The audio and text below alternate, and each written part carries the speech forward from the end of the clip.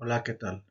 Vamos a resolver el siguiente problema relacionado con el tema de intercambiadores de calor. Vamos a ver el de tipo coraza y tubo. El problema dice lo siguiente. El aceite lubricante ligero con un CP de 2090 joules por cada kilogramo Kelvin se enfría permitiéndole intercambiar energía con agua en un pequeño intercambiador de calor. El aceite entra y sale del intercambiador de calor a 375 y 350 Kelvin respectivamente y fluye a una razón de 0.5 kilogramos por cada segundo. Hay agua disponible a 280 Kelvin en cantidad suficiente para permitir que se transmitan 0.201 kilogramos por cada segundo utilizado para fines de refrigeración. Determina el área de transferencia de calor requerida para inciso A, flujo a contracorriente. Inciso B, operaciones de flujo paralelo. Inciso C, flujo cruzado, agua mezclado. Este punto lo vamos a aclarar más adelante a qué se refiere mezclado. No es que los fluidos se mezclen, sino por el tipo de transferencia de calor que se va a llevar a cabo. Bueno, en su caso voy a explicar el por qué o cómo ocurre esto. Inciso D, coraza y tubo con 4 pasos por el lado del tubo, siendo el aceite del fluido por el lado del tubo. En este caso el inciso D nos dice que es un paso por la coraza y 4 pasos por los tubos, o dicho de otra manera, 1:4. El coeficiente global de transferencia de calor puede tomarse como 250 watts por cada metro cuadrado Kelvin. Bien, entonces vamos con el primer inciso. ¿Qué ocurre cuando el flujo está contracorriente? Bueno, aquí lo que te presento son eh, los perfiles de temperatura. Recuerda que aquí son deltas T que te indican pues, la diferencia de temperaturas y vamos a tomar en cuenta dos tipos de temperaturas aquí, lo que es la temperatura alta o la temperatura caliente y la temperatura baja o la temperatura fría, denominamos como TH y TC.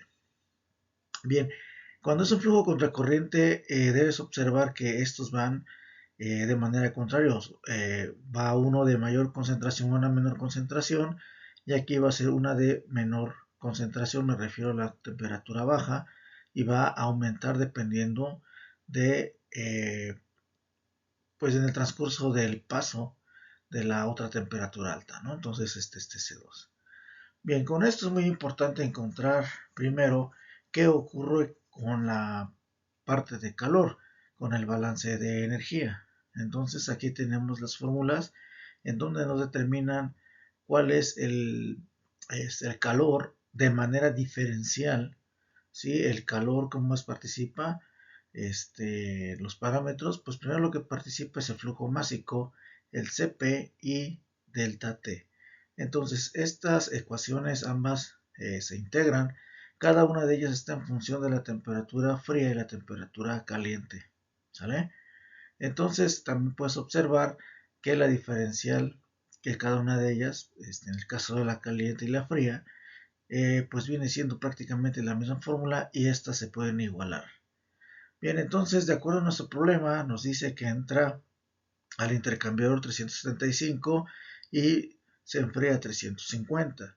De igual forma, la entrada del agua de enfriamiento, que es por el paso de los tubos, que es 280 de entrada, y la temperatura de salida, que no la tengo, pero la puedo determinar. ¿De qué manera la puedo determinar? Bueno, la puedo determinar pues haciendo los cálculos para cada caso con la temperatura alta o la temperatura caliente y con la temperatura fría. Entonces lo que tenemos aquí es una igualación de calores porque estos están estacionario y además se encuentran pues igualadas, ¿no? Entonces nuestra incógnita viene siendo la temperatura de salida del agua y esta al momento de comenzar a hacer cálculos nosotros tenemos las siguientes unidades que vienen siendo watts por cada Kelvin y al hacer el despeje tenemos una temperatura de salida del agua a 311 Kelvin. Entonces esta temperatura pues ya prácticamente nos está completando por las cuatro temperaturas en el cual podemos definir pues qué ocurre con la parte de un intercambiador en donde los flujos están a contracorriente.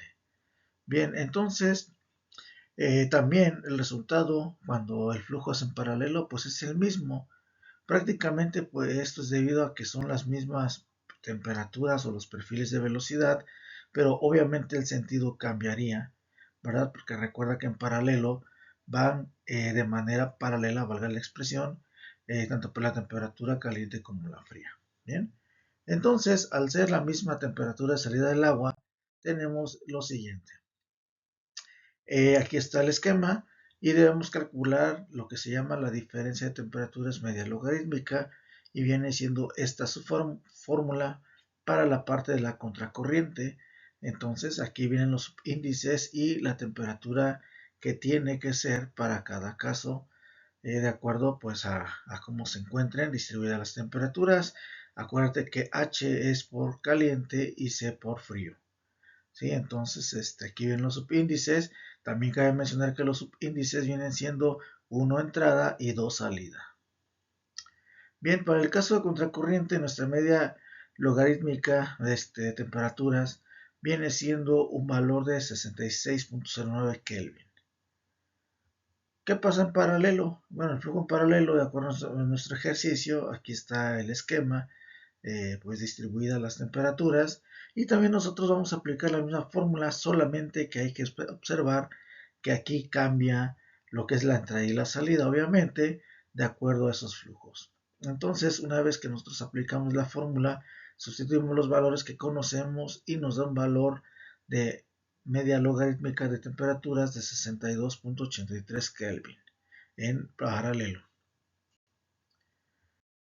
Entonces, de acuerdo a esto, vamos a calcular el área de transferencia. Para ello, pues regresamos a la fórmula de Q es igual a UA delta T LM, que significa cada uno de ellos. U, coeficiente global, A, el área de transferencia, y delta TLM, que es la diferencia de medias logarítmicas. Con ello, entonces, despejamos el área de transferencia y nosotros vamos a recurrir a la parte de inciso A, donde me menciona a contracorriente. Sustituyo los valores que obtengo, ya conozco Q, conozco U que me lo da el ejercicio y delta T que acabo de mencionar anteriormente. Al hacer esto, pues ya tenemos aquí como unidades metro cuadrados y me dice que a contracorriente el área de transferencia es 1.562 metros cuadrados. ¿Qué pasa en paralelo? En paralelo, pues ocurre el mismo despeje de la fórmula, solamente que va a cambiar la parte de delta T logarítmica, se eliminan las unidades y te va quedando 1.66 metros cuadrados. Bien, por otro lado, ahora vámonos con la parte de qué es lo que sucede con esta parte del flujo cruzado. Estas fórmulas que te estoy colocando en este momento es para el caso de calcular áreas de transferencia, estamos hablando de ellos, y voy a calcular dos coordenadas con estas fórmulas. En el caso de las y, pues viene siendo estas fórmulas y está en función de por la nomenclatura del cual estamos manejando, pues aquí está pues esta fórmula, ¿verdad? Aquí está la fórmula que es la diferencia de las temperaturas frías entre la diferencia de las entradas de las temperaturas al intercambiador de calor. Por el otro lado, Z también está en función del CP del tubo entre la coraza, es una relación entre ellas, puedes encontrarlo así o también lo puedes encontrar acá como capacidades del tubo y de la coraza, ¿sí? O también puede estar en función de la entrada y salidas a la coraza y del tubo. Bien, una vez que ya localizas cada uno de los parámetros, pues sustituyes en los valores y obtienes una coordenada y de 0.327 y una coordenada z de 0.8038. ¿Qué voy a hacer con esas coordenadas? Pues bueno, voy a utilizar las diferentes gráficas que en este caso pues vamos a ver qué sucede en un flujo cruzado. Para un flujo cruzado voy a tener la siguiente gráfica para poder encontrar el área de transferencia. Pues regreso al valor que acabo de obtener hace un ratito y entonces voy a recurrir a esta fórmula. Esta fórmula me va a ayudar a encontrar pues cuál va a ser el factor de corrección.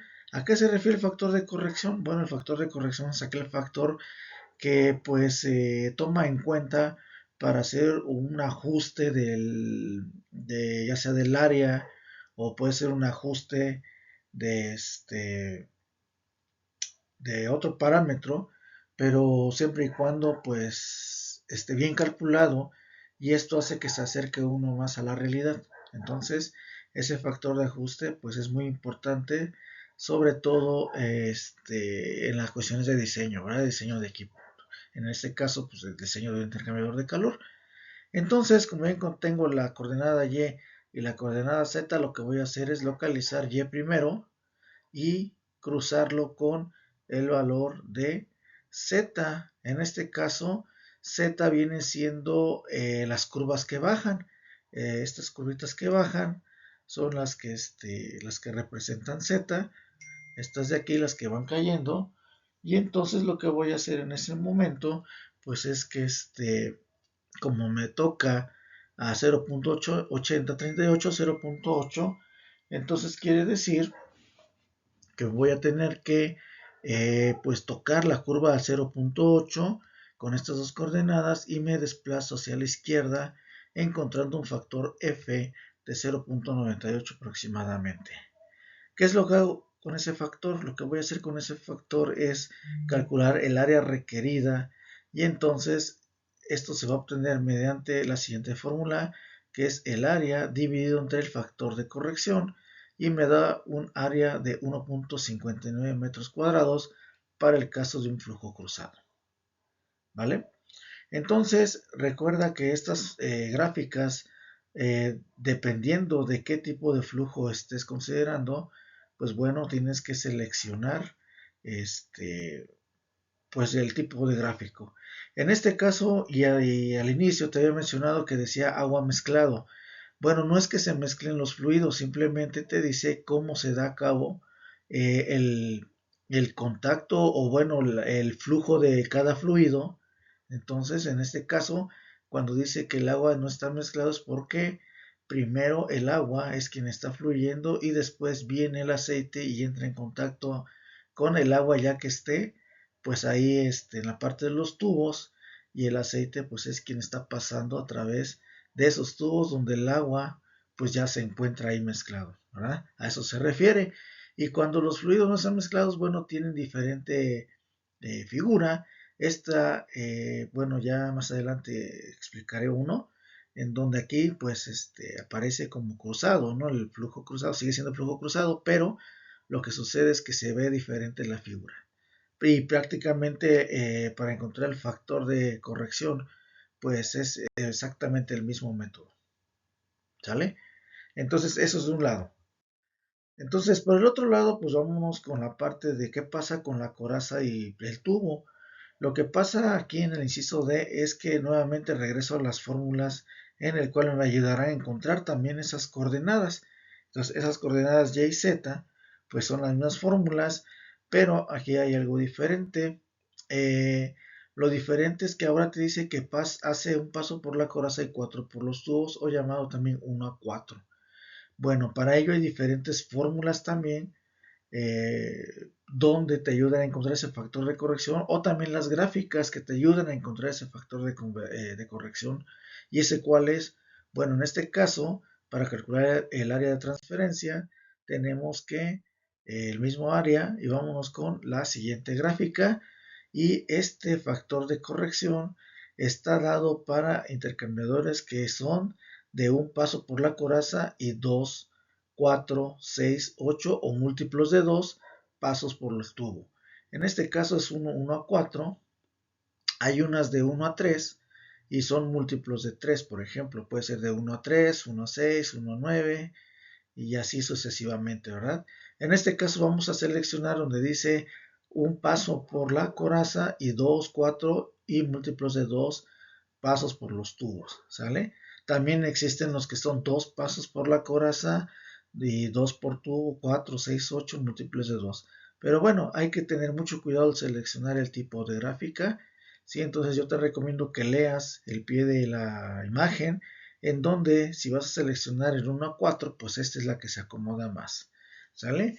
Y obviamente también aquí cada una de las coordenadas pues tiene su propia fórmula. Bien, entonces, ¿qué vamos a hacer en este caso? Ya tenemos las dos coordenadas detectadas. Trazamos, tocamos la curva del punto 80 y nos vamos a la izquierda y tenemos nuevamente un factor de corrección aproximadamente de 0.97. hacemos el cálculo del área requerida para este caso y nos da un área requerida de 1.61 metros cuadrados. Entonces con esto ya tenemos pues prácticamente ya terminado el ejercicio, porque me está pidiendo cuál es el área de transferencia requerida, ¿sale? Entonces recuerda bien que el uso de estas gráficas es muy importante y hay que tener mucho cuidado o tener la precaución de que no vayas a tomar una gráfica equivocada. Y pues prácticamente lo mismo que acabamos de hacer ahorita es lo que se hace para las demás partes, donde a lo mejor, y te lo vuelvo a repetir, te piden un 2 a 4, 2 a 8, y pues tienes que ir ahí pues buscando qué gráfica se acomoda más. Sí, y por otra parte también es muy importante que tengas muchísimo cuidado con el manejo de las temperaturas. Detecta cuál es la entrada, cuál es la salida, cuál es el caliente y cuál es el frío, porque en la media logarítmica pues sí es muy importante que no tengas ese error, porque si no, a partir de ese punto ya lo demás estaría erróneo, ¿vale? Bueno, pues espero que haya quedado claro este video y espero que también haya sido de tu agrado. Nos vemos pronto, gracias.